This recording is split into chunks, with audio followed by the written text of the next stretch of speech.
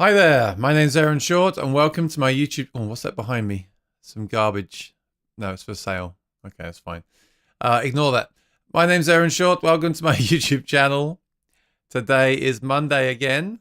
I'll bring the mic down a little bit. Today is Monday and it is July 29th. Can you believe it's almost August already? It's just nuts. Crazy, crazy, crazy. Anyway, I hope everyone's doing well. I've had things are going well here. Thanks for asking.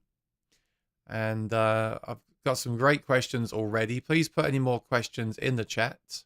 I'll be here for about an hour answering your questions. And I got two really good ones already from Nick and Jasper. So I'll get to those first. Before I start, anything eventful happened for me this week? I got a new guitar strap, which I really like, and I'll talk about in a video if I continue to like it.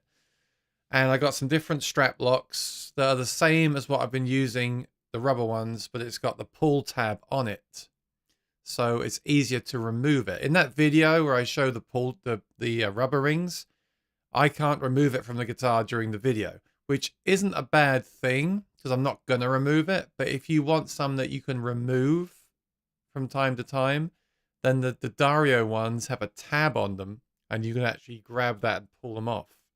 So I recommend those to most people. I also made the video this week, finally, of the Fishman pedals. Thanks for watching that. It's done really well. A few things about that video. I had the initial set of pedals. I think it was 4 at the release of those things. I was going to do it back then.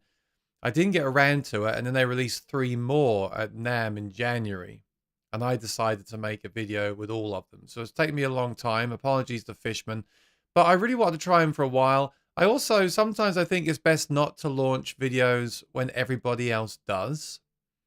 Sometimes I think it's best to wait. I mean, they're still selling them now. So if anything, it's going to give them another boost in sales. People have stopped talking about them so much maybe. And then I make that video and people talk about them again. That's what I'm hoping anyway. And then I also didn't want to just make a video called Fishman AFX pedal review. I wanted to come a different angle, which is why I called it acoustic or effects for acoustic guitar. I want to do more videos like that where I talk about a topic, more of an educational video, but it features the product from a company. And I gotta say, those pedals are awesome, as you could tell in the review. They're very well thought out. They're very well made. They all sounded great. There's no denying that. But I was just telling the guy at Fishman, the thing that amazed me the most about that video was that pickup. That rare earth blend pickup is so underrated. It sounds amazing. I think when people watch that video, they're going to assume that I've left this vocal mic on. Because as you can hear, this Lewitt vocal mic is an excellent microphone. It's way better than my headset mic, although sometimes I have to use the headset mic. In that video, I did change between the Lewitt at the start of the video when I was talking like this to the headset mic when I went to the close-ups of the pedals. I kind of had to because I'm moving around a lot. And you can really hear the change in quality. But the thing about that video is, it's back to my original point. It's not. I turned the headset off. When I played the guitar, which was that Fishman pickup, I muted the mic. So that's the direct sound of that guitar. It sounds out of this world because it is a microphone. It's a magnetic pickup and a microphone. Having said all that, as I've said a lot on the channel, that's not my favorite style of pickup. I don't like blocking off the sound hole like that. But if you're looking for a pickup that you can remove from the guitar, if you're playing open mic once a month, you want a pickup you can install, go to open mic, come home and remove it. I don't think there's anything better than that Fishman Rare Earth blend. That thing is phenomenal. And if you have problem with feedback, you can turn the mic off and just have the magnetic pickup. And then if you've got any monitors, you can have all microphone or a blend of the two. And if you've got a good sound engineer, you can have a blend of the two. Every time I use that, every time I review, so I reviewed that pickup. I used it in that video. I think I used it in another. Yeah, I think I used it in the video for the Loudbox Micro. Every time I make a video with that pickup, I'm just wowed by it. Again, I'm not gonna switch from the Cole Clark to that. I'm very happy with the Cole Clark at the moment, the way it's dialed in for what I'm doing. But I gotta give it a credit. Every time I do a video with that pickup system, I'm just always blown away by how good it sounds. So if you are looking for a sound hole pickup, you must check out the Fishman Rare Earth Mic Blend. I really think that's amazing. And I have for a long time. I actually tried one of those about 5 years ago, and I loved it. It didn't quite have the grit, the mid-range bite that I was looking for, that I'm used to getting from an undersaddle pickup.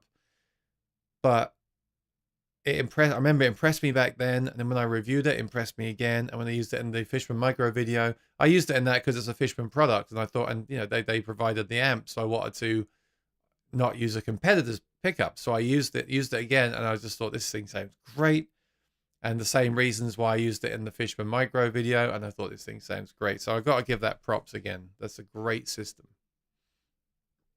All right. So thanks for watching that video. If you haven't watched that video on the AFX pedals that I posted on Sunday, then please, well, yesterday, right? Or was it Saturday? I can't remember. But please check that video out. I'd appreciate it. Get up to 1,000 views. Would be great. All right. Enough about me. Let's come to the questions. So, my voice is getting scratchy already. I've got to drink lots of water. I tried to beat you by starting the stream early, Bedouin, but you actually beat me still. So good job. You must have posted that a while ago. Hello from Nola, and all musicians have a great show. Thank you. Dr. McFarland says it's Monday. New keys or bass came today. Well, first of all, why are you buying bass guitars when you could buy 6-string guitars? Is the real question. And then the second question I have is, you know, what arrangement do you have with Kiesel? Because you seem to get 1 or 2 a week. So, you know, if you are working with Kiesel, you know, you must disclose it to me now. Nick Johnson, happy Monday. I'm curious if you have an experience with the Strymon BigSky. If so, what's your take on it? Let's check that out. Strymon BigSky. I've definitely wanted to try it and never have. I believe Strymon are made up with some of the engineers who were at line 6 originally.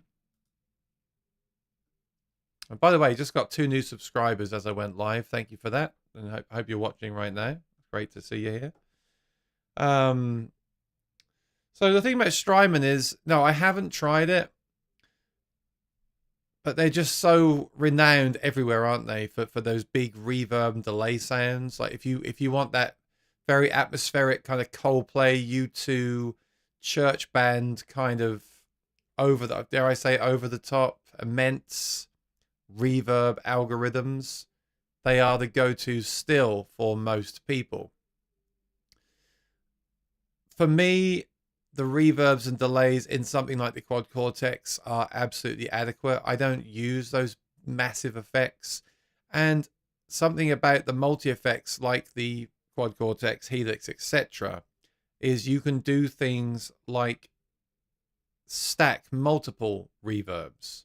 So where the BigSky has a reverb, which is a massive reverb, you can always kind of recreate that in a modeler by loading, say, 3 reverbs and stacking them on top of each other. So I had some nuts, so it's in my throat. So that's why I haven't used it. But if you've used it in the chat, let us know what you think. Is it time for them to make a new version? The screen's looking a bit dated now. They could use an app or something. So yeah, I cannot have an opinion because I haven't tried one. I've only heard great things. If you're looking for those massive sounds, then I would definitely get one with a good return policy and try it out for yourself. Like I said, for me, I'd try to recreate that using the modelers, especially something like a Fractal. The Fractal has such amazing effect algorithms, and you could load 2 of them in parallel or series and get very close, I'm sure. So I think the market's moved on a little bit from these single pedals. I think I can see more people buying something like an HX Stomp over this, because it does what this does and a lot more. Might be controversial, so let me know if you agree or not in the chat. And then Jasper says, hello, if money is no issue, What would be a great acoustic amp for singing and acoustic guitar? So I was just talking with Fishman. I pitched an idea to them. I'd like to make a video. So I reviewed their micro amp, which is really a home practice, affordable acoustic amp. I'd like to review their most expensive acoustic amp, which is the Loudbox Performer.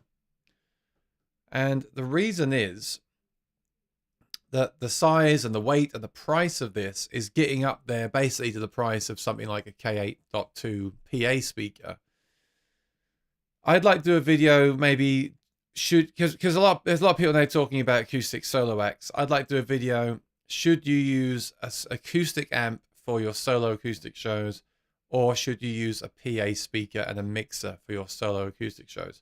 And I'm pretty sure what I'm going to end up saying is that the PA and mixer will cost you a bit more money, but will have more headroom and more flexibility, where the acoustic amp will not be quite as, it won't have the headroom, it's less watts, less power, but it has all the effects and the mixer built in. So it's interesting you bring that up. That's kind of where I'm at, and I've been saying this for years now, or at least months, that a lot of people talk about acoustic amps. Is the acoustic amp still relevant? Now we have all these battery-powered speakers and PA systems around. I think it is, but I think it is for different reasons. I don't think you need an acoustic amp for an acoustic guitar, because most acoustic amps are full-range amps, which is what a PA speaker is. But you get the preamp and the effects built in. That's really what it comes down to. So you'd have to add those as separate pedals in front of a PA speaker, and then your money's going up to about twice the price, or ish.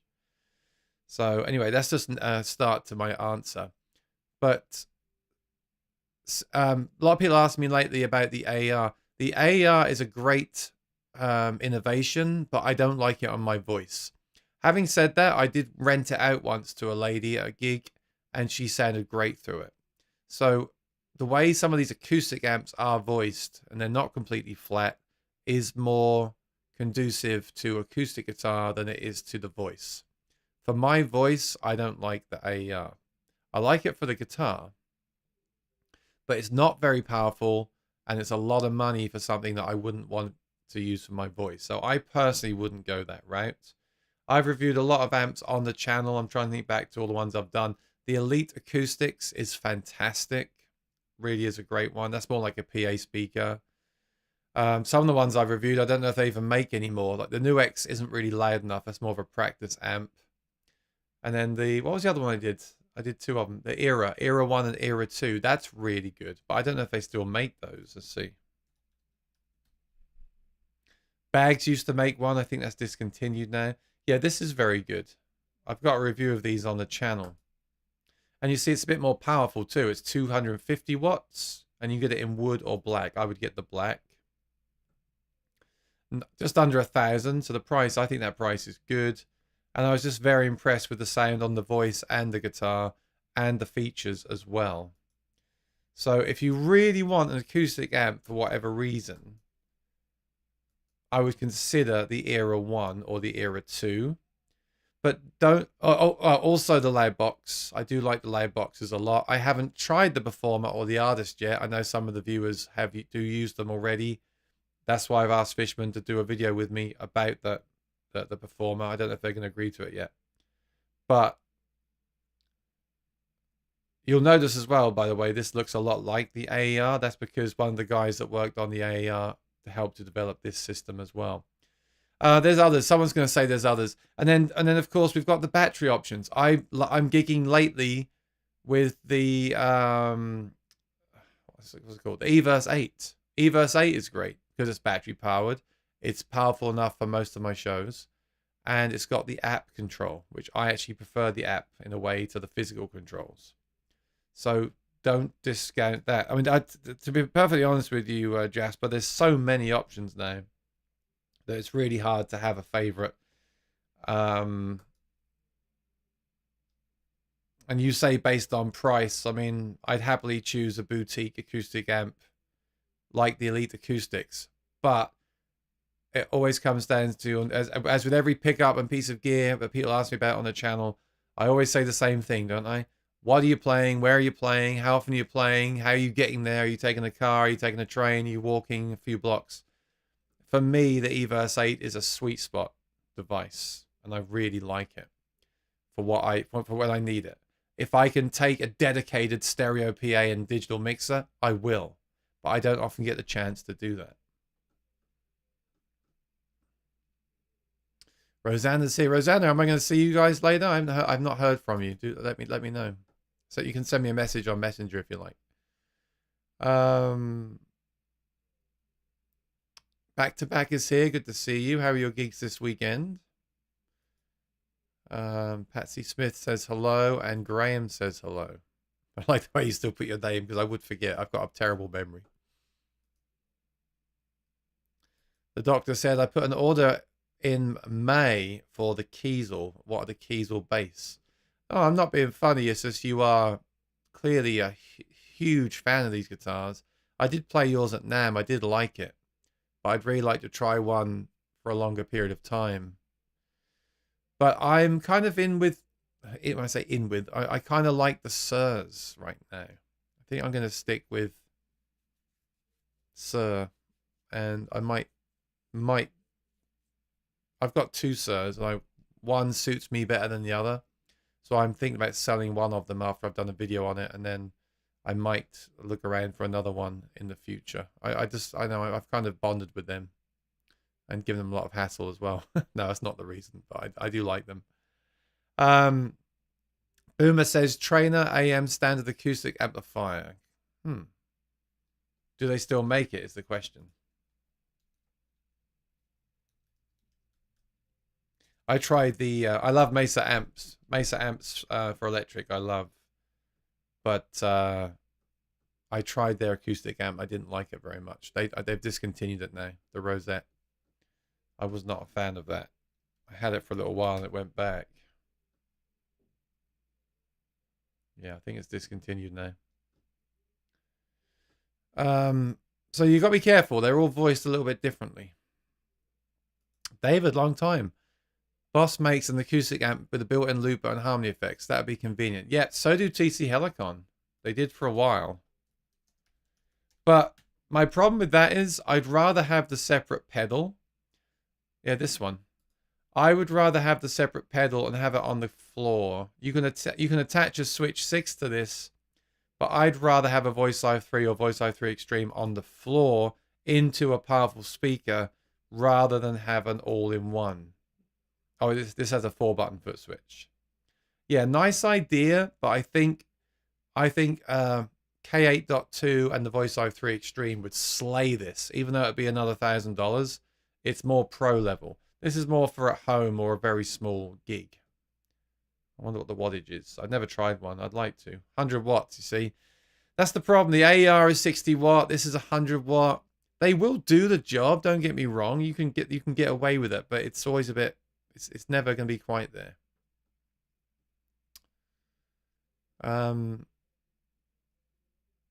But thanks for your input, guys, because I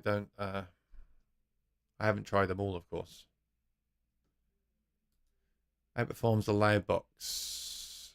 Can you find a link, Boomer? Do they still make that one? Let us know. I mean, there's just thousands of these things. There's so many options. But I think the Fishman's a safe way to go. A lot of people around my way are using the Fishman still. Chris has the Performer, yeah. There's the Performer, that's the big one. It's the biggest one they make, right? There's the Performer, the Artist. It has Bluetooth built in, which is really nice. I took a break on Saturday, and I kind of wish that I'd played music over the Bluetooth. I was running the VoiceLive 3 into the K8.2 with no Bluetooth connection, and I kind of wish I could just throw some music on in my break, just so there's some music playing. I'm not sure how people feel about that, but I hope the next K8.2 has a Bluetooth connection built in. That'd be very useful. I know Danielle's a big fan of the Hendrickson Bud, and they have a 30-day trial. I had one for a little while. I did like it. I felt similar to the AER.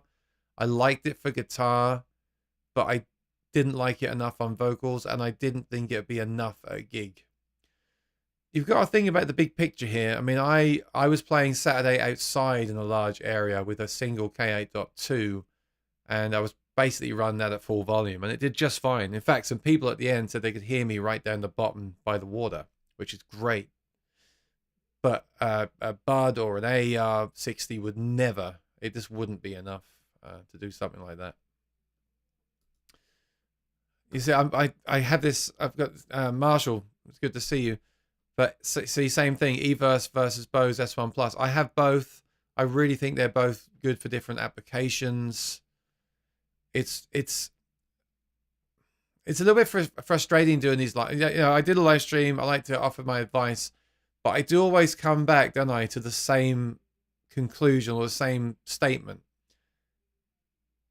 I need to know the application. Just to say to someone, Everse 8 or S1 Pro Plus, right? That's a bit like saying Martin OM or Martin Dreadnought. You know, I need to. So if you ask me that question, I would say, well, do you like a lot of bass? Do you strum a lot? Do you play fingerstyle? Are you big? Are you 6'5"? Are you 5'10"? Are you 5 foot? You know, these things matter. It's the same with the speakers. And the Everse 8 and the Bose S1 Pro Plus have such different feature sets as well. Like, I just got a cable that will let me connect a Play Acoustic to the Everse and it will power it. You can't power a Play Acoustic from the Bose, but you can insert a looper into the Bose and power that and run it in the effects loop and still use their built-in wireless system, which you can't do on the Everse. And then I always say the Bose is less powerful, but it's also smaller and lighter. The Everse is bigger and heavier. So there isn't, you know, I mean, I can tell you the last gig I did, I took the Everse 8. Does that mean it's better? I mean, well, it means it was better for that particular gig. If I was playing in a assisted living, so I'm trying to think what you call it over here.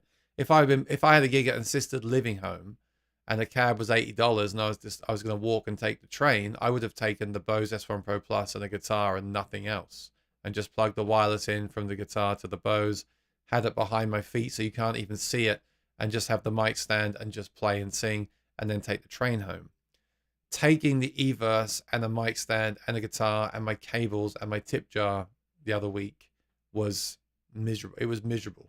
I did it, and I could do it, but it was miserable. So, you know, and if you're going to tell me you've got a car, then I wouldn't even go near these things at all. I'd be getting a real PA system. I'm sorry. You can't beat the power, the volume of a full PA system.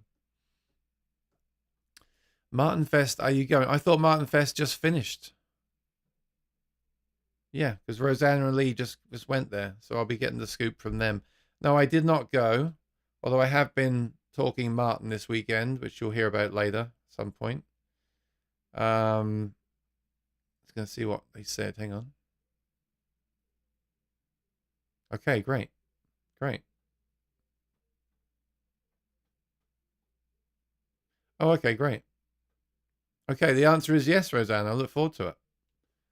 After I do the stream, I'm going to head over and meet you guys. So that's great. Okay, perfect. I'm excited. All right, Chris says, I have considered the... Let me just go back to my main screen. That's enough. Oh, one thing I want to give you all a tip before I forget about it. I've been waiting for this to happen. I knew someone would return. I mean, so many VoiceLive 3 Extremes were bought. I knew there'd be a return.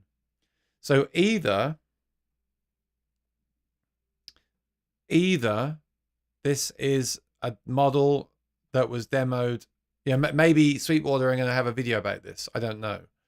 If it is, then they've used it for a video. It's probably in great condition. If this is one that was bought and returned because the person didn't watch my video and thinks it's overly complicated, which again is not true. Sorry, person that bought this and thought it was overly complicated. The chances are, we know this is only a couple of weeks old. We know that these are out of stock until recently. This cannot be more than 2 weeks old. It's $110 off. So if you're if you're in America and thinking about getting a VoiceLive 3 Extreme, buy this right now and use my affiliate link because you won't get any more discount. Click on my link, click on this and buy it. you know, because I told you about it, so you owe me. I've saved you $110. You're going to get one that's 2 weeks old. It says it's in perfect working order, all original accessories, ships in original packaging, thoroughly inspected, and is backed by their 2-year warranty. You know, what's the worst that could have happened in 2 weeks? Maybe there's a little mark on it somewhere. Save yourself $110. Buy it. It says it's in 2 people's cart, and I believe that. Someone's about to buy this. So if you were thinking about getting the VoiceLive 3 Extreme in America, you should buy this one right now, because we know, like I said, we know it's only been used for a maximum of 2 weeks, and it's $110 off. So use my link, buy this right now, and tell me in the chat when you bought it. And that's a good thing. Had to throw that in there. All right. I have considered the Elites, but not enough real reviews, so I have been hesitant. I think you did a review, though, I think. Maybe one day I'll grab one. Elite. Oh, Elite Acoustic. It's really good. I'm about to review their mixing desk. They've got a new mixing desk pedal. I'm about to do that. And we might be doing something together as well in a few weeks' time. I've got lots of cool stuff coming up. But I'm not going to start sitting here and telling people what I'm up to, because it might not happen and I look stupid. So be subscribed and ring the bell for the channel. You might be able to win something in a few weeks. You might not, though. You might not. It might not happen. It might not happen. I'm just giving you a heads up. It might happen. It might not. But they're acoustic amps. I have reviewed it, and it is excellent.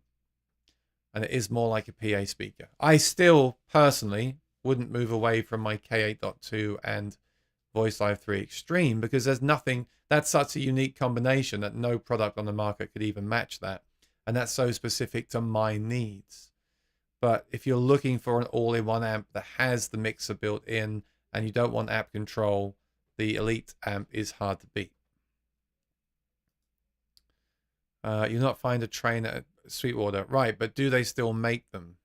Is my question. Ron, how you doing? Thoughts on XS versus Elixir? Well, I can answer that really, really easily. D'Addario XS is what I'm using now. So a couple of thoughts on that, which I really should have put into a video, but I haven't done yet. I was using Elixir for a while, and I quite like them, but I found them to feel a bit stiff. Like they've got more tension than the XS. And then Elixir sent out some, I don't know if I should say this or not, but they didn't tell me not to, so I guess I can. They sent out some experimental strings, and I thought they were amazing. And I told them, I said, these are great. You need to sell these. What are they? They wouldn't tell me, of course. They're experimental test set, and they never released them. So I thought, okay, well that's their decision. Then I started to use the D'Addarios because they were shipping on the Cole Clarks, and I really like the D'Addarios. They last a long time. They feel great. They sound great on the Cole Clark. And yeah, they last, I change them once a month, but I swear they'd last me 3 months or 2 months at least of regular gigging. I have tried them on my Martin. I'd love to use them on the Martins, but I find that they somehow lose the grit. I spoke about grit earlier. The Martin strings on the Martin, because a Martin is quite a boomy guitar. Martin with its scallop bracing, it's got a lot of low end. And when you add low end, you hide up mid range a little bit. So I find those Martin, the regular Martin lifespan strings are amazing on a Martin because they give back a bit of the grit that you lose from the scoopy sound. So that's why I really like Martin strings on a Martin. Now, the problem is they don't last very long for me, despite being quite expensive and being lifespan treated strings. They don't last very long. So that's why I wanted to love the XS on the Martin, but they're fine. And some people might like them. You need to try them on your guitar. But for me, I miss that grit that I get from the Martin strings. So these days, I'm still using Martin strings on Martin. And I'm using XS strings on everything else. So the Rain Song, the Cole Clark, the True Hybrid, it's got those. And they're great. So if you're gigging, they're a must. And yeah, so your question was those versus the Elixir. The Elixir for me have too much tension. You could remedy that by getting a lower gauge set. So rather than 12s, you could get 11s. That would probably fix it. But they also fray. I can see them fraying on the string. Overall, I just prefer the D'Addarios. I think they're amazing. I really do. And maybe one day I will end up using them. Hang on, my phone's acting up. Hang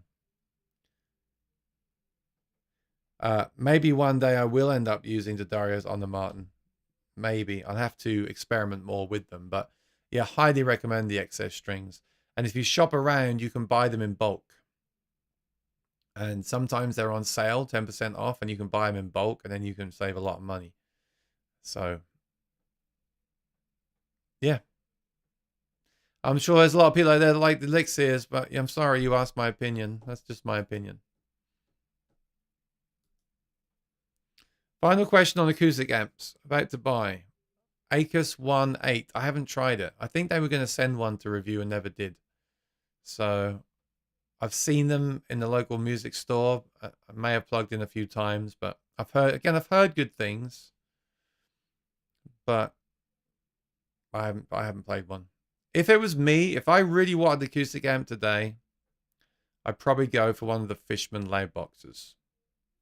And I'd choose it. They make a micro, a mini, an artist, a performer. There's like 5 different sizes, basically. I would go for the one that suits the size that you want. I mean, the micro is a bit on the small side. You can't really gig with it. But if you go for one of the mid-size ones, it's still portable, and you can use it as a monitor. And what a lot of people do, I know Gary that watches the show does this, he'll go into one of the, I think the artist, or actually maybe the performer, but he'll go into one of those loud boxes and then slave it into a PA speaker, which is another great option. So I don't know, do you sing? If you don't sing, I'd consider the AER. If you sing, I would go for the Fishman. I mean, the thing about Fishman amps is Fishman have such great customer support. Like, if there's a problem, you can just reach out to them and they'll fix it, right? So I think that's valuable too. So I would personally, I would go with the Fishman, and I'm excited to try out the Performer soon. But ultimately, I would go for a pedal and a PA speaker, but I know a lot of people don't want to do that. I'd also consider the Everse 8 Jasper. It's a cool system. It really is a cool system. All right, retirement home. Yeah. They call it assisted living in America, I think. Go full screen. Trainers at Long and McQuaid and others. Oh, Canadian. Okay. You may find a used one on Long and McQuaid. They have a bargain bin there. Yeah, again, I haven't played them. Like I said, there are, like, every company makes an acoustic amp or has made an acoustic amp. It's wild. Jasper says, I have the Loudbox Artist, but my daughter stole it. So what do you think of the Loudbox Artist then? I haven't even played the Artist, but I just have a feeling it's a great option. I mean, the micro sounded great in this room, and you running it into a PA, a full PA. I think it's a great preamp and personal monitor, and that thing's like £8.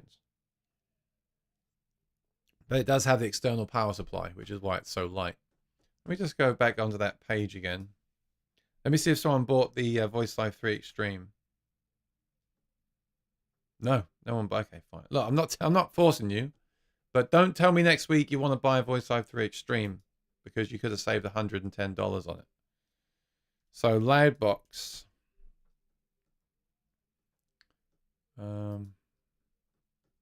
So there's the micro. Where's the micro gone? There, micro 250. The mini 400. I used a mini years ago in a bar and it wasn't quite loud enough. So I would want the Artist or the Performer. Looks like the Performer is just a bigger, it's got more power and it's a bigger box. It should sound bigger. The sweet spot is probably the Artist, $800 there. So 1x8. Has it got Bluetooth? Bluetooth, that's nice. So you can play music in your break. It's got the DI out to another speaker if needed. It's got an aux in as well as the Bluetooth. You can connect the foot switch. You can have phantom power. The tweeter can be adjusted. Effects are very good on the Fishmans. Anti-feedback is nice. That's like a notch filter. That's really useful to have. Yeah, I'd probably just get one of these, honestly, if it was me. If you want an acoustic amp. Otherwise, if you want a battery powered amp, I would go for the S1 Pro Plus for the smallest option and the wireless ability, or the eVerse 8 for something with a bit more power and more fine app control. And then my preference would be a VoiceLive 3 Extreme or play acoustic into a QSC K8.2. So there you go. That's 3 options that you can have there.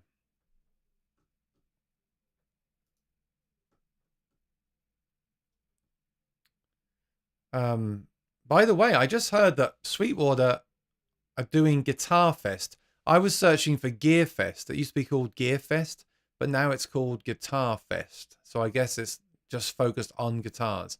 They will have an open day on the Saturday, and that's coming up in a few weeks' time. So let me know if you're going to that. That's good. And then we've heard that Fender are back at NAMM in January, so that's good. So things are happening. There was a guitar that was showed on a live stream from Martin a few months ago that's coming out in the summer, and there's a leaked Synergy 2 module for the SLO.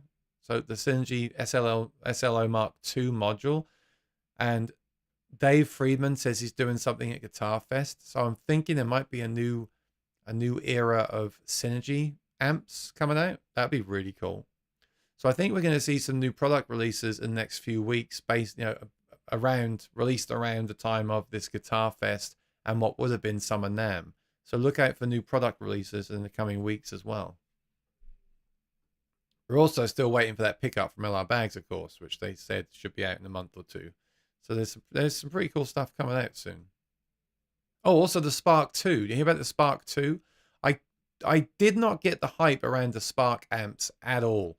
I thought the regular Spark was decent. I could make it sound pretty good, and it was pretty loud. The Mini I didn't get at all. It's okay for heavy stuff, but the cleans just broke up really fast. And I didn't get it. I just found one of those products that I just found way overhyped, and I didn't get it. But the Mark II looks really interesting. I'd love to try one, because they've added a looper, they've added new sounds, new amp sounds, new app, AI. So I'd like to try and demo one of those if they'll let me. All right.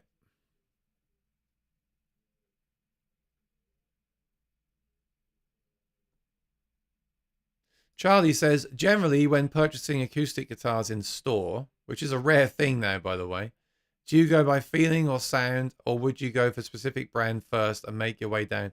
Probably, to be honest, I hate saying it, but probably both of those things. I do like brands, and if I went into a store right now, I'd go and look at the Martins to start with. If I played another brand that sounded and felt amazing, if it was amazing, I may go for it. That happened to me once in a store. I played a guitar by, I can't remember who it was now. It was a used guitar, and it just, every time I went to the store, I played this guitar and loved it, and I kept thinking I should buy it, but I didn't. It was used. It was a bit damaged. The price was high, but it was such a cool guitar. I think sometimes that's it. You just know when you play it. And it's the same with mail order too.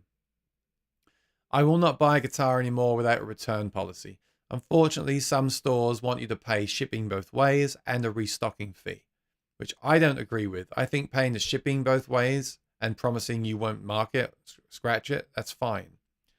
But to expect you to pay shipping both ways and the restock fee, I don't agree with that.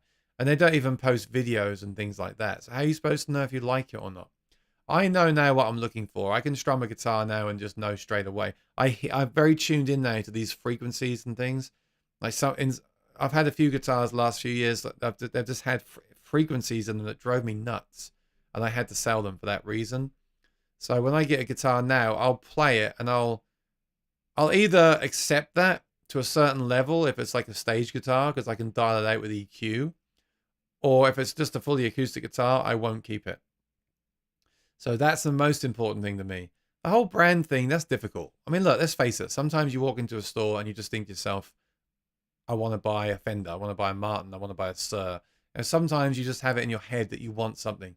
Like maybe you want a Martin from a vintage Martin. So that's what you're going to look for. You're not going to look for a vintage Taylor. You want a 1950s Martin.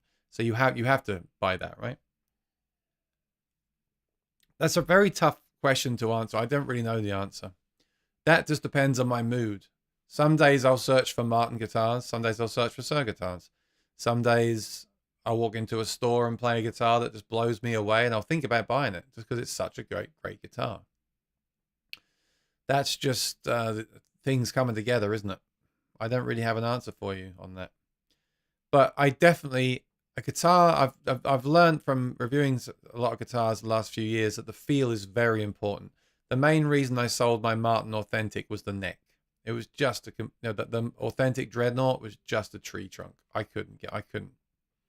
I can see why some people are okay with it, but for me, playing all these modern necks, I just couldn't do it. And sound, I definitely know now what I want from both my plugged-in sound and my acoustic sound. And it's rare to find both in one guitar. But if I play, like with the Cole Clarks, I mostly plug them in. So I know what I'm looking for plugged in. And with the Martins, I mostly play them unplugged. So I know what I'm looking for unplugged.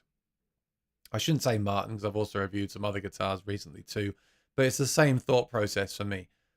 I know what I'm looking for when I hit that chord. That's why I didn't like the Emerald guitar that I made the video about.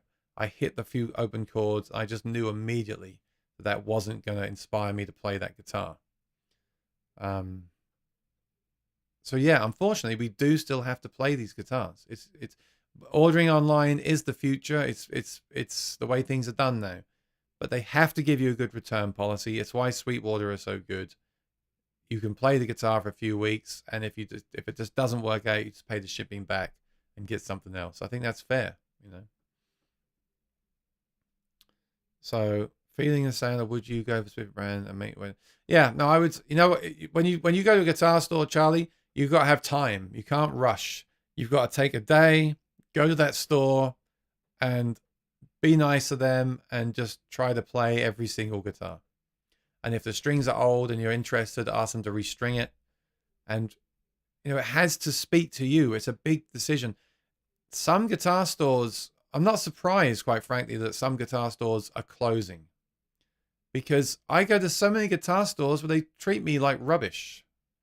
They treat me like dirt. And I'm not going to, you know, I just out of principle will not buy a guitar from that store. I don't want to. So I see that all the time lately. It drives, and online too. It drives me crazy. So find a good store with a great inventory and make friends with them and take your time. And if you don't find what you want, don't worry about online. Just make sure when you buy online, you really do the research. You really know the specs. It's easier for me now because I now know about the nut width and the neck profile and the weight. I know what weight I like in a guitar. I know what neck feel I like in the guitar. I know the action I like, only because I've bought and sold so many. If I'd only bought a few guitars at this point, I'd be much more careful because I've had to go through a lot of guitars to find out what I like, and that's a very expensive experiment, unfortunately. It's almost worth working in a guitar store just to learn these things firsthand. Dr. McFarlane says QC update coming soon. That's right. The Quad Cortex update is out on Wednesday, and I will be making a video about it. I'm very excited. Or probably several videos, actually. And they're giving away, to celebrate, they're giving all the users a free plugin, which is exciting. I think I have the ones that I want, but I can add that coupon to my account and then claim it in the future when they bring out another one. So everyone who owns a Quad Cortex gets a credit towards a plugin, whether it's one that's out now or one that's out in the future. Only the plugins with an X after the name are compatible with the Quad Cortex, and even all of those are not compatible at launch. If they've got the X, it means they soon will be. Like the SLO X is available, so you could get that if you like the SLO. It won't work day one on your Quad Cortex. You have to use it on your computer. But as it's already been made an X plugin, it will work in the very near future. The plugins that don't have an X, like the Mesa Boogie ones, I love that plugin. I've got that one. No X version yet, so that's going to be a while probably before they get that done. But now they've got the platform ready, they shouldn't be too long, hopefully. Hopefully they'll get that done, then move on to other things. That's what I'm hoping for. Michael, how you doing? Good to see you. Jasper says, Artist is good for singing, yes, but somehow it really misses the warmth. Only 2 channels. Well, 2 channels and the Bluetooth channel. I think that's pretty good. I mean, how many channels do you want? You see, this is another question. If you want 4 channels, first of all, you want something powerful to handle those 4 channels. So that's why I come back to get the PA speaker and the mixer. The Elite Acoustic mixers are amazing. They have multiple channels. I used to do like a jam night. I used to take the Elite Acoustics gig mixer and plug it into input 1 of the K8.2. So I had 1 spare input on the dry input on the K8.2, and then the 4 inputs in the input 1. So I had a total of 5 inputs. And most importantly, it had that headroom, had all that power, because I had a bass in there, an acoustic in there, 2 voices in there, but it had that power. So consider that as well. Elite Acoustics Gig Mix Mixer, which will give you 4 channels, into your speaker of choice. I recommend that too. Boomer's talking about the trainer, but I just don't. Let me see if I can find it. I've never played a trainer. I've heard good things.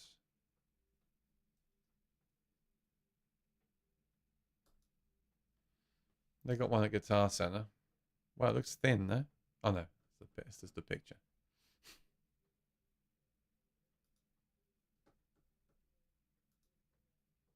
Guitar Center, unfortunately, does not take the best pictures. Look at that. Can't even zoom in. Hang on. All right. Gain, anti-feedback, bass, mid, treble, reverb, chorus. Yeah, I don't know. I haven't played one.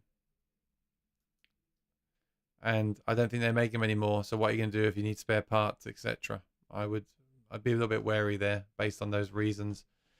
I really don't have an answer. It's too much of a complicated topic for me to give you an answer. The only way I could give you any kind of answer is if you told me the following. How many inputs do you need? How loud are the gigs you're playing at? Are you plugging into front of house, or are you just running this by itself? Do you need effects on board? What effects do you need? I need all those. You know, I almost need to make like a questionnaire for each piece of gear where people tick what they need, and then I can narrow it down. I just need way more information. Anyone that just says, "Oh, just get this," they're not thinking of the big picture here. Need a 3rd channel for Stompbox. I mean, how about one of the tower PA systems? How about an EV Evolve 30M, where you get like 6 inputs and a sub, and that sub will be good for your Stompbox. That could be cool. That's another option. Charlie says, thank you for your insight. I felt the exact same way. Good. I'm not crazy. Danielle says, when trying a guitar in a store, I'd make sure that I played every note on the guitar and carefully listen for consistency of attack, sustain together. Oh yeah, once I get past the initial strummage. So I sit down, I tune the guitar. So I take one of these with me, a good strobe tuner. I tune it, stretch the strings a bit, tune it, make sure they're not dead. Right. Strum a chord. Are you moved? No. Okay, on to the next one. Are you moved? Yes. Great. Next thing, do some fingerstyle, do some lead. Can you bend at the 12th fret, 10th fret? Okay, great. Then I would check the intonation. Is intonation good on this guitar? Then I would play every note. Like once I'm close to buying, then I'd play every note. Is there a dead note? Is there a ghost note? Make sure you play it in 2 different rooms in the store, because sometimes they can make rooms in guitar stores. I mean, guitar stores do actually improve the sound of acoustic guitars. You know that? When you play, they design the rooms often in such a way that the guitars sound better, and all the other guitars are ringing out as you're playing as well. So it's very important to play that guitar in a couple of different rooms in the store. And then strum different chords and listen for any weird frequencies that might bother you down the line. There's nothing worse. Oh, thank you, Charles. There's nothing worse than a weird frequency in a guitar. You probably won't hear it. I've had guitars like this where I've not heard these weird frequencies. And I'll play it to a friend and they'll just say, that's a guitar. Great, okay. But once you hear these things, and they are there, the ear has to latch onto them. And once you start to hear more things in music and the guitar, you'll never get over it. It will completely ruin that guitar for you. And some guitars suffer worse than others. I've had a guitar with that, it's often the D string, that 2 kilohertz, that pinging sound. If you tune down a half step, it goes away completely. So that's one option. Some people do tune their guitars down a half step all the time. So that will fix it. Yeah, I just got to stop here. Make a Breaker, thank you for subscribing today. Ian Hawkins, thank you for subscribing today. And Charles, thank you for your super chat. I come straight to you as I always do because you've cut the line. But just to finish what I was saying, yeah, you got to learn to listen to the guitar, because once you learn to listen and you bought it, it's too late. So be careful. Love the channel. Thank you. Very surprised that the pending Hi-Fi Duet pickup is $450. No, I'm just kidding. Wonder if this will hurt the sales. Anthem SL is $230. Full Anthem is $330. Charles, I don't care. You know, here's my thoughts on this. Do you know how much money and time I've spent trying all the pickup systems? Do you know how much I've lost? Probably 40. I've probably lost, I want to say $45,000 in total over the years, playing different guitars with different systems, having systems installed, buying systems, selling systems, blah, blah, blah. That sounds extreme even to me. Probably not that much, but we're definitely talking thousands, probably into the tens of thousands of dollars. So here's my thought on this thing. If Baggs get it right, if the Hi-Fi Duet is a real step forward, is a really excellent system, $450 is not a lot of money, especially in the climate we're in now. Let's face it, everything now is stupid money. So $450 for this is what I'm telling people. If, and I say if because I haven't played it since NAMM, and I will not put my name behind anything I haven't played and gigged with. But if, and by the way, Baggs, I'm still waiting to try this thing because I don't want to rush. If I do get to review it, I do not want to rush that review. There's a few things I need to try. So like we talked about trying acoustic guitars. There's things I need to try with a pickup system. I need to try it with headphones on. I need to try the blend of all the different blends in there. I need to try the different mic trims. There's a mic trim on the back of it. I need to play it through a big PA, a small PA, an acoustic amp, a PA system, outside, inside. I want to really try that out in the particular guitar that I tried in, and really make sure that it's actually a step forward from the Anthem, because the Anthem is LR Baggs' Achilles heel, because they've already got such an incredible sounding pickup system. It's amazing. I recorded that the other day versus I just sent to a couple of friends, that versus the Cole Clark. They both sound amazing in different ways. So you're right. The SL, which is my favorite Anthem system, is, what did you say, $230 right now? So you're right. We're looking at getting on close to double the cost. Not quite, but getting up that way, right? But if it really does sound better, because the Anthem SL is a great sounding pickup, but it's not supernatural sounding. So if the Duet is really that much better, if it really has that natural sound, feels great to play, it's fine. I have no problem with that price at all. And there's other systems on the market that are close to that price. Look at Trance, look at Dazo, especially some of those systems where you want to ship it to the installers to do. You're getting up there. It should be quite easy to install this one by yourself. So I really don't think $450 is that bad. I really don't. What I've seen with gear is that when something new is announced, the first thing people always say is it's too expensive. And then a year later, they're all using it. It's just a human, it's a human reaction, isn't it? To just to think about the money of it. Because we work hard for our money and we've got to spend a lot of money.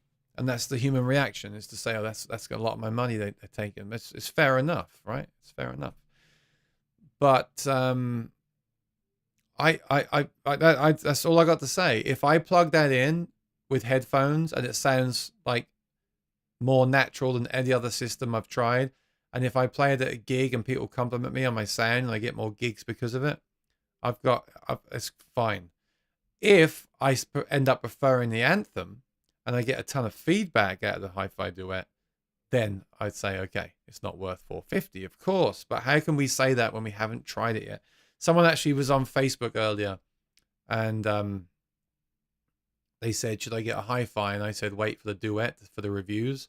And someone said, oh, I've heard it at NAMM on a video, not my video, someone else on the official Baggs video. It sounds amazing. And I said, well, hang on. I came across as maybe being a bit rude, but I was saying, hang on, we haven't tried it yet. You know, you've only heard the video Baggs have released. I'm not saying that I'm not saying that's not a true representation, but we can't just get so carried away with this stuff. That's what happened for me with the Hi-Fi. I had such high expectations, and my initial playing it was like, this is amazing. This is what I've wanted for so long. And then I started to realize, actually, I want a mic in there. And that's what the Duet will be. But I want to add to that as well, since you were kind enough to send a super chat. The other thing is, don't forget, they still make the Anthem SL and the Anthem. You don't have to buy it. I don't understand that either. Like, why do people feel, and I'm not talking about you here, I'm just talking about in general what I've seen in the community. Why do people feel like attacked by LR Baggs, that they're bringing out this state-of-the-art system that's taken years to make? I know the components in there are very expensive components. That's not cheap stuff in there. Why do people feel like so upset that they've got that price attached to it? Like I said, this is pro gear. This is for professional. You're not buying this to put in a $200 cheap guitar. And by the way, some of those guitars sound really good. So I'm not saying you shouldn't do that, but most people are not spending this money on this Hi-Fi Duet to install it into a $100 guitar. Most people buying the Hi-Fi Duet will be installing it into a $2,000 plus guitar. Am I wrong? So what else did you say? Will it hurt sales? I mean, maybe. The thing is, I said to LR Baggs, I said, you know, you're in a good position, because even if I don't like the Hi-Fi Duet and I come on here and say, look, I don't really like it, which I will do if I have to, it doesn't matter, does it? Because I'm just going to, you'll say, well, what should I get? And I'll say, well, probably the Anthem. I still like the Anthem SL, so just get an Anthem SL. So it doesn't matter to them if I like it or not. So that's, as a gear reviewer, that's quite a nice position to be in. Again, to be clear, not that I wouldn't say what I really think about something. I'm not using that as an excuse, but I guess a better way of saying it is LR Baggs are in a good position, because even if the reviewers say they still prefer the Anthem, they're still winning. I guess what I'm trying to say is LR Baggs don't need to release the Hi-Fi Duet. They already have great systems. But I think they're trying to get a system out there that doesn't go under the saddle, because no one likes putting stuff under their saddle like a shim. So that's who they're going after. And only time will tell. I've asked them to send me one so I can really gather my thoughts and be the first to review it. And also on here, I can start to, you know, give away a little bit of my thoughts and feelings on it. Because there'll be a lot of hassle for you to buy this and install it. Even if you can return it, you've got to go through all that hassle of installing it, removing it, not damaging it. So I definitely want to get my review out day one. But I'm still waiting to hear. So, you know, I don't know. We'll see. I'm the safest thing with gear is not to get excited. Don't overhype anything, because it will always be a disappointment when you do that. All right, we have used, and thank you for the super chat. We have used the Fishman Loudbox Artist amps with our acoustic electric guitars for years. They are definitely a gold standard. They definitely are. So put that, make a list. Put that as one of your options in the list. We got a lot of people wanting to buy acoustic amps suddenly. What's going on here? This is why I wanted to make this video about should you buy an acoustic amp or a PA. I really want to make that video. Era 1 or Fishman Artist. Oh, that's really hard. I really like the Era 1. I haven't played the Artist yet. That's why I'm trying to get hold of the Performer or the Artist. I don't think I got a feeling you couldn't go wrong with either of them. Because Fishman have that great technical support, and everyone, loads of people use the Fishmans and very happy with them. The H&K Era 1, I've reviewed it. I've had it here. It sounds great. Nice feature set. A little bit different feature set, so definitely read the user guide for each. For example, I think the Bluetooth, is the Bluetooth only on the Artist? I can't remember if it's on the Era 1 or not. But that'd be a big selling point for me. Also, the Artist is easier to get hold of. Maybe order the Fishman Artist from somewhere like Sweetwater. And then if you really want to try the other one, thank you, Greg. It's been a good day today for the channel. If you really want to, try the Era 1, maybe then try that after. Because it'll be easier to get hold. I mean, you could go to Guitar Center and try the Fishman. That'd be easy to do. I'm not sure where you live. But I am seeing an upsurgence in the solo acoustic thing. I'm going to be covering it a lot more at the end of the year. We'll talk about that. I've got an announcement to make on that in a few weeks' time. But there's definitely a big theme with that, and of course the performers want to know what to use. So this is a whole channel in itself, isn't it? I could almost make a YouTube channel simply reviewing acoustic amps and PA systems. And actually, the funny thing is, PA system videos do really well on my channel, like the JBL and the Bose and all that stuff.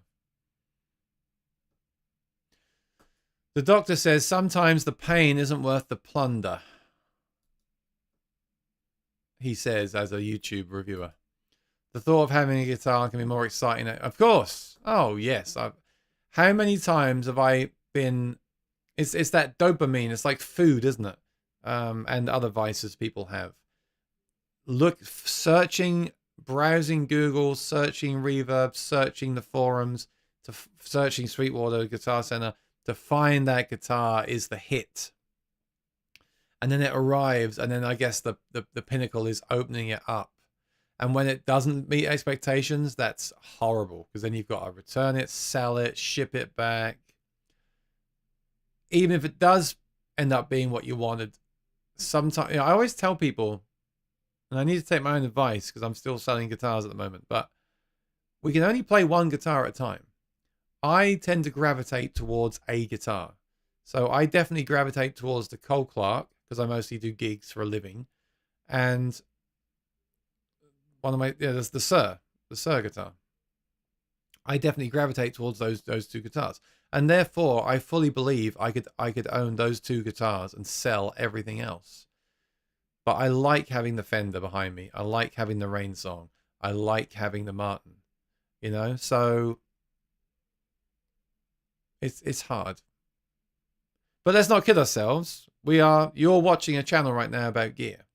And Doc McFarland has a channel about gear. We like gear, and that's fine too. I think this is nice that we're just talking about it and discussing it without buying it.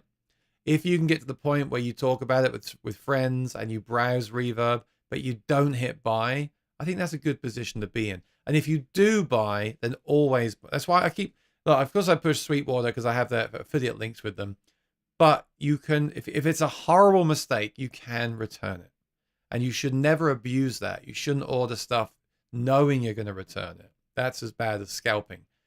But if you just think, this was a mistake, I messed up, they will take it back. And they will treat you well. And then in return, you'll give them more of your business in the future. I just had that with Amazon. I had some dish soap leak. they said on the automated thing said send it back to us, which I think is a major hassle and will leak in their shipping box. But they sent the replacement out immediately. It's arriving right now. And I messaged with them and said, do you really want this back? Can I send you a picture? It's leaking. And then they said, no, don't worry about it. Just dispose of it, whatever. Okay, great. And so because their service was just A star, the next orders all go to them because they deserve it. And I know they've got my back. So it's the same thing with buying gear. You know, you need that. I went crazy. I didn't make a video about it, but a few months ago, I went kind of nuts on social media because I ordered the mic stand from musician's friend, and it was sharp. I took it out of the box, and it was sharp. And I'm like, I just thought to myself, okay, some people would probably file this down and paint it. I thought, no, I bought this full price. It's sharp. I know I'm going to cut myself at a gig. Imagine you're at a wedding and you cut your hand and it's bleeding. Horrible. So I went on the chat and said, hey, this is defective. I need to replace it for another one. I'm not asking for a refund. I just want you to switch it for another one. That's it. And the guy in the chat said to me, well, you've had 2 of these before and returned them. We're not going to do that. And I lost it because I was like, well, yeah, I had a defective one in the past. These are like the DR, the kind of cheaper ones that are under $100. They're good when you get a good one. But I forgot about it. Yeah, I had one in the past that was defective. They swapped that. Okay, fair enough. And I forgot about it. That shouldn't have any bearing on the fact I just got another defective one. That's your fault. I'm sorry. And the way they spoke to me, although although it was on chat, it wasn't on the phone, I could just feel the animosity. You know, I could just feel it. And is that the right word? But, you know, I could just feel the bitchiness. And I just lost it. And I called up and I wanted to speak to a manager. I wanted to get this person in trouble. And the manager was so good about it. They're like, oh, no, we understand. They shouldn't have said that. We'll have a word with them. We're going to send you another one. You can send. I think it said you can donate the old one. So that's what I did. I took it to the donation store. So that's how you deal with problems. You don't treat people bad, especially when in this day and age when every cent matters, you know. But it's got to be a two-way thing. The customer and the store have to work together because sometimes customers take advantage of that as well. All right. Nick says, I know Phil McKnight spoke about this briefly Friday. What's your take on Guitar Center's 20% discount when you trade a USA-made guitar? I did watch his feed, but I was doing a gig and I missed the end of it. So I missed that part. So is that currently happening? Guitar Center, 20% discount when you trade a USA-made guitar. Interesting. Let me just see if that's on their website right now. How do you feel about it? Oh, you're right. Let's take a look at this.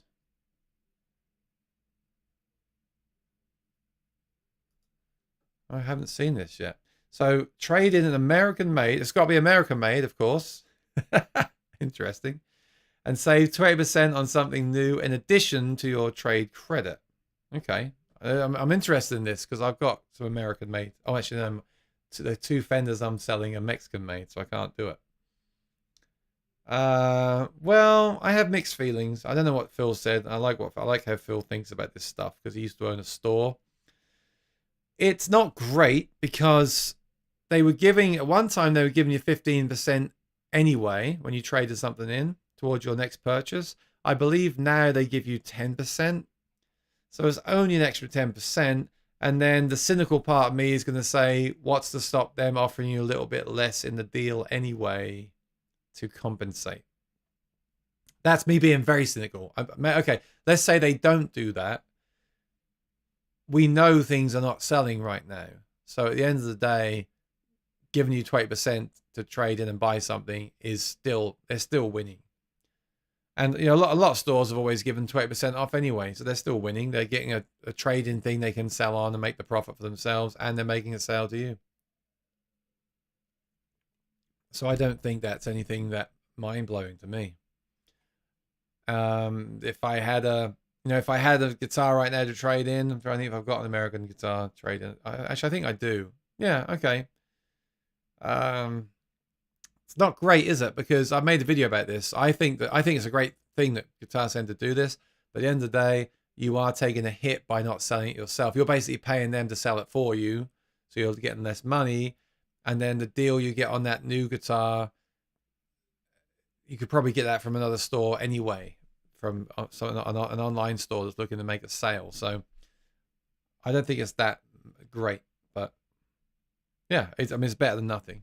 It's good. It's good, but I'm not like, wow, you know. So I have to rewatch his video and see what he said. I recall one store. I asked if I could try the guitar with new strings. They seemed happy. I asked. Out came the stopwatch, and it was the fastest string I ever saw. Great. That's how it should be. It should not be a problem to want to try a guitar that's been cleaned with new. You know, you should be able to go and buy a coffee. In the meantime, they've cleaned it, restrung it, tuned it, check the setup. You know, you're buying a guitar. It's not like it's like you go and buy a car. You want to drive the car, right? And you want it to be clean.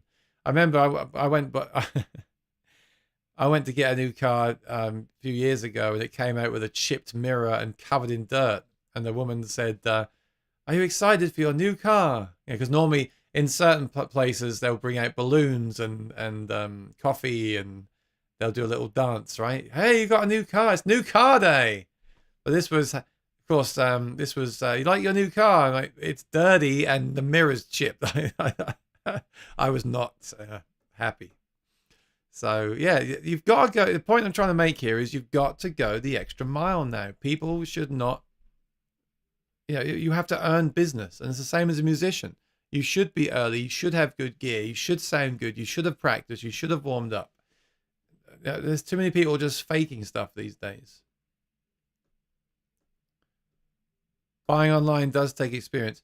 Yeah, I'd say the most important thing is to ask all of the questions first. I could tell you some stories about this, but we haven't got time. So ask every question you can think of, and then make sure there is a return policy. Because what some people call mint is not actually mint at all. So you've got to bear things like that in mind. Do you think HSS pickups are good for beginner? Yes, because they're versatile. My favorite is HSS with the coil split, not coil split. They call it. There's a way that Sir do it that I love. I think Fender do it the same way now too on the Ultra. So basically, you can have SSS with a push of a button or HSS. That's my absolute favorite. Otherwise, if you play mostly classic old school rock country, SSS is a great way to go because you want that single coil in the bridge. If you play any kind of rock music, the humbucker in the bridge is probably preferable. Having the split option, the push-push or the push-pull. Push-push is the best. Or a switch on there to go between the two is great. A lot of people say it's not the same when you do that. I don't agree. I think it sounds awesome. And it's just the most flexible way to do things.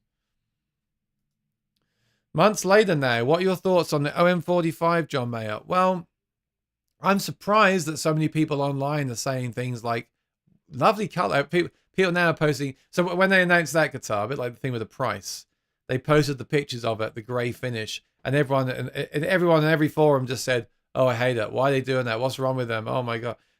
Now it's every time I see someone now saying they've bought one, it's people saying, "Wow, great color, looks awesome." I don't understand customers at all. I'm sure the companies don't either. It definitely looks better in person. The OM45 JM is a cool guitar. I played the one at NAMM. It was awesome. But $20,000 for one guitar. And I've been saying to people a lot lately, how do you know the one you get will be a special guitar? You don't. Another reason why I would try one with a return policy, but I don't hate the finish on that guitar, but I kind of wish, like many people, they just reissued the OM28 John Mayer with a different decal, different design somehow. Like, enough that the original buyers wouldn't be upset, enough to differentiate it, but a throwback to that original guitar. Chris says, I have a Yamaha nylon delivered today. Great, congratulations, new gear day. We'll see how the Fishman Performer sounds with that. This will be my first nylon string. Yep, I've had a few, I've dabbled in them over the years. I've not really ever owned a nylon string guitar. I've played them at trade shows and in stores. I may have started on one when I was a kid. It's a good thing to have. I used to know a guy who was on the scene around here that was amazing, that actually played a nylon string and it had a very full sound. It was a good way to go for him. Also, do you have an experience with Martin build times and crazy delays? No, in the pandemic, they had crazy build times up to about 2 years. Now I'm seeing build times around 9 months.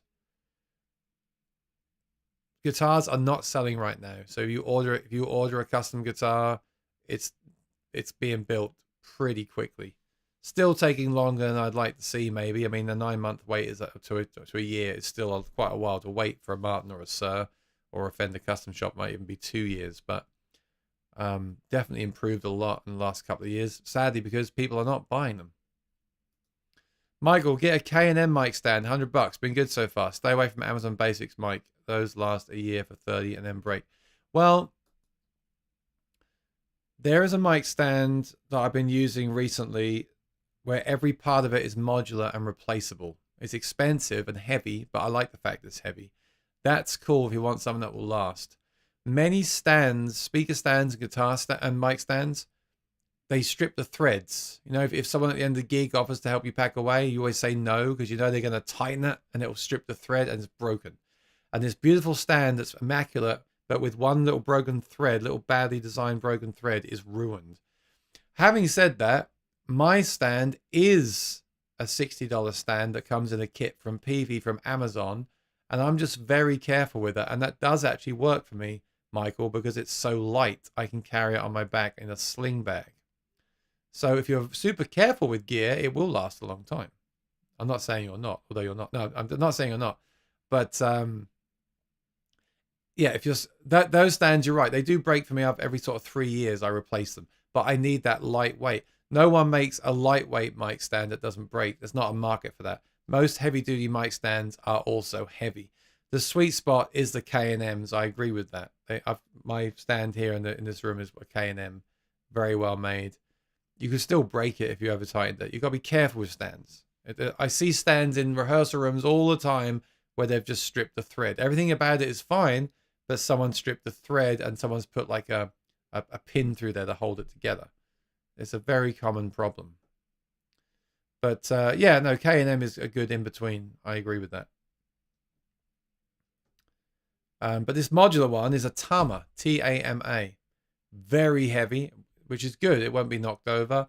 And I like the fact that every part of it is so well made, you can over-tighten it. You can't really break it. And if you do break a part of it, you can just order that single part. They sell every part of the K&M stand, of the Tama stand, as a replacement part, which is really cool. For 20K, what would be the better buy? For me, I do a custom. I get the specs that I want. I want the 1 3/4 inch nut, I think. I'd want stainless steel frets.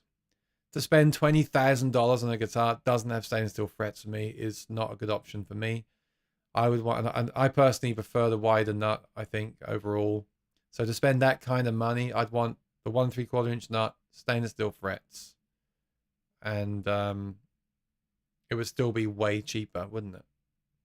But that's not why you buy it. The reason you spend 20K on that guitar is because it is limited, it is high end, it is special, and obviously you're a John Mayer fan / collector. That's why you buy that guitar. A custom made for you would be the better buy for you. But as a John Mayer fan and collector, of course, that is a good buy. It's not a good buy, in my opinion, for an investment, but it's a good buy as a John Mayer fan. But as much of a John Mayer fan as I am, I'm just not that into signatures anymore. I'd rather make a custom. There are mum and pop shops I've bought guitars via Reverb. It was an excellent experience, and the guitars were as described. Yep, good. But sometimes they're not. I've had that too. So just make sure you've got that return policy. Reverb are good because they will stand by the buyer most times. Favorite acoustic multi-effects pedal for gigging? VoiceLive 3 Extreme. Let me show you one more time. There is one currently for sale on Sweetwater. You should probably buy it. This is what I use to pay the bills. I have done for several years. Before that, I used the smaller version, which is the Play Acoustic. There's nothing, I can safely say there's nothing on the market that rivals what these pedals can do. I'm not going to say they're the absolute best of everything that they do, but there's no single pedal for the solo acoustic guitarist and singing musician that will do this. And they still have this demo here. I'm really pushing this way harder than I should be. But if you're looking for one of these only came into stock a couple of weeks ago. Chances are this pedal is 2 weeks old. $120 off. You won't find this deal again probably. So, once again, use my affiliate link if you buy it because I told you about it. But thanks for the question. Lots of new viewers today, and that's something we can talk about in another video. Because obviously, again, this isn't for every performer. There will be performers that want something different. I'm not saying that's the best for everyone, but that's what I use, and therefore that's what I'd recommend now because we're running out of time. I'm looking to add an octave pedal. Please let me know if you own any good pedal. Yes, I reviewed the Dig Deep pedal. Watch my video on that. The Dig Deep is the best octave pedal that I have used so far. I've heard people use the Boss, the older version of the Boss octave pedal, and it sounds incredible with their rig. But for the way I play and the guitars I play, the Dig Deep works the best. And I've got a review of that on my channel. Michael also, I stripped a speaker pole the other day at a gig. There we go. There we go. What a great end to the show. See? And you doubted my knowledge. That sucks. Well, I tell you what, you won't do it again. It's like when I dropped my guitar a few months ago. I won't do it again. In fact, now I'm just paranoid all the time that I'm going to drop it again, even with strap locks on there. All right, I'm going to head out. So before I go, thanks for watching. This stream is sponsored by Aaron Short because I haven't got any sponsors on the channel yet. So make sure you like the video, press the thumbs up button there, and make sure you subscribe to the channel. And also ring the bell to be notified when I go live or post a video. Lots of videos going out right now because I'm clearing backlogs for new videos coming soon. And lots of exciting things are coming up this year that I'm excited to share when I'm ready to share it. Including, of course, pickups, new pickups for acoustic guitar, new updates for Quad Cortex this week, this Wednesday. That's exciting. That may lead into acoustic. I'm going to try and do some acoustic stuff with that as well. I don't think for a second it will replace the VoiceLive 3 Extreme, but I want to at least dabble in it because it is the better option for the electric guitar. So maybe for some performers it will also work well for them as well for acoustic. We'll see. Awesome. Yeah, I'm going to go and hang out with our friends. So thanks for moderating, even though you're not at home. That's awesome. Thanks, Nick. And just do me a favor on the way out. If you didn't watch my video the other day, acoustic guitar effects for pedals for acoustic guitar. I forgot the name of it now. Do go and watch that for me now. It's almost at 1,000 views. Let me just see what it is. How to use effects pedals with acoustic guitar. Yeah, I'm 6 views away from 1,000. So go and watch that for me. Thank you. I appreciate your support. Watch out for videos this week. And also, of course, I'll see you on Monday for the live stream. So take care and be well. I'll see you soon. Bye-bye.